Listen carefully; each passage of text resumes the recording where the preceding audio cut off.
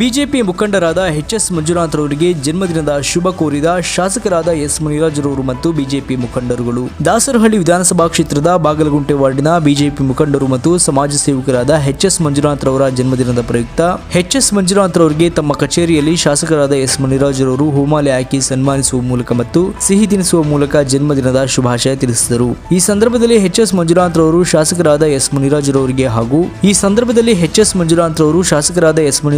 ಹಾಗೂ ಅವರ ಧರ್ಮಪತ್ನಿ ಶ್ರೀಮತಿ ಸುಜಾತ ಮುನಿರಾಜ್ ರವರ ಆಶೀರ್ವಾದ ಪಡೆಯುವ ಮೂಲಕ ಧನ್ಯವಾದ ವ್ಯಕ್ತಪಡಿಸಿದರು.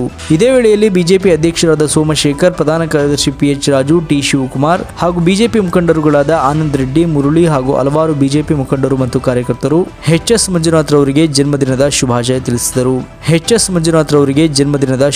ತಿಳಿಸಿದರು.